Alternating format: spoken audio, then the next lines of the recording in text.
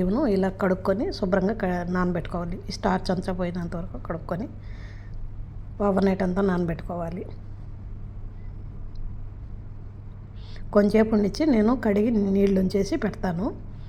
కొద్దిగా నీళ్ళు ఉంచాను, ఒక గుక్కడి నీళ్ళు మాత్రం.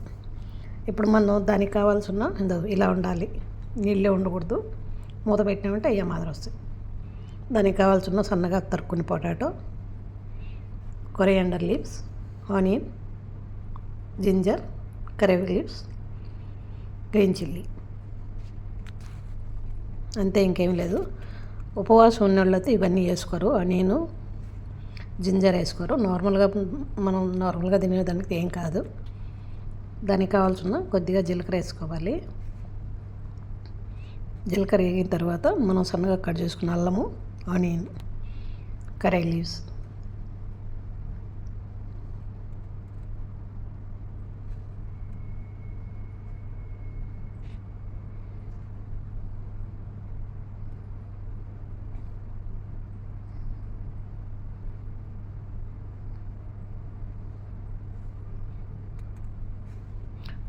దీనికి ఇంకా ఎక్కువ ఏం వేయరు, మసాలా ఏం లేదు.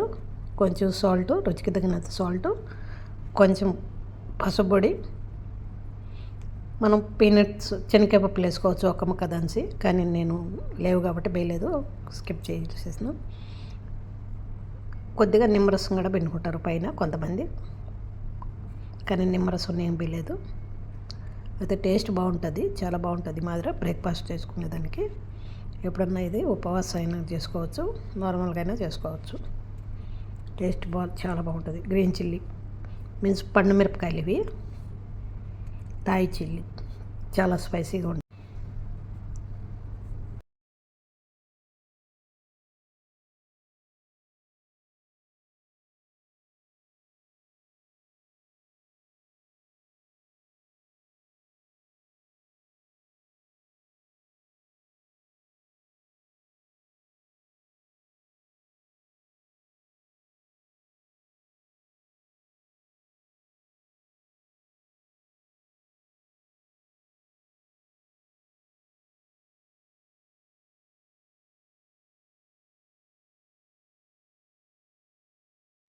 బాయిల్ పొటాటో వేసుకుంటారు కొంతమంది, నేను కానీ సన్నగా తరిగి అలా వేసినామంటే కుక్ అవుతుంది.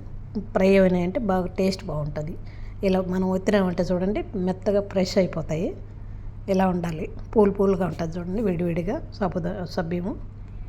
ఇప్పుడు వేసుకొని లో ఫ్లేమ్లో పెట్టి దాన్ని కలబెట్టుకోవాలి, లేకపోతే చికెన్ అవుతుంది.